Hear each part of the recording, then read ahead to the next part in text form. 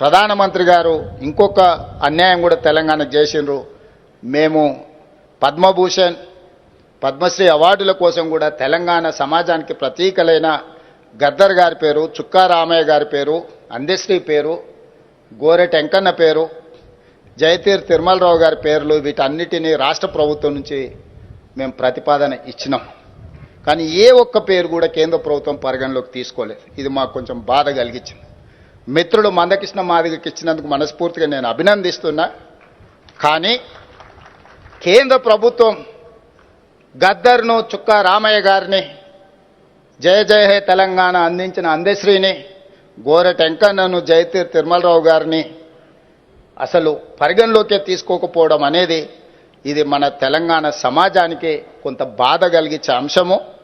ఇప్పటికైనా ఈ ప్రాంతం నుంచి కేంద్రంలో ప్రాతినిధ్యం వహిస్తున్న పెద్దలు ఆలోచన చేయాలి. మిత్రుడు కృష్ణమాదిగకి ఇచ్చినందుకు మనస్ఫూర్తిగా అభినందిస్తున్నాం. సమాజంలో ఉండే చాలా రుగ్మతల మీద చాలా సంవత్సరాలుగా పోరాడిండు. కానీ వారితో పాటు ఈ 4-5 పక్క రాష్ట్రంలో 5 ఇచ్చినప్పుడు కనీసం మనకు ఒకటి తక్కువ ఇచ్చిన 4 ఇచ్చినా కూడా ఈ పెద్దలందరికీ గౌరవం దక్కు ఉండేది. నేను తొందరలోనే ప్రధానమంత్రి గారికి లేఖ రాయబోతున్నా.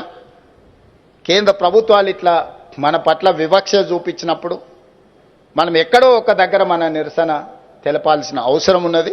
ఆ నిరసన ప్రజాస్వామ్యయుతంగా ఉండాలని నేను బలంగా నమ్ముతున్నా. ఈ వేదిక మీద నుంచి మా అసంతృప్తిని కేంద్ర ప్రభుత్వానికి తెలియజేస్తున్నాం. తప్పకుండా కేంద్ర ప్రభుత్వానికి ఈ అంశాల మీద రాష్ట్ర ప్రభుత్వం లేఖ రాస్తుంది. అదేవిధంగా మిత్రుడు గంటా చక్ర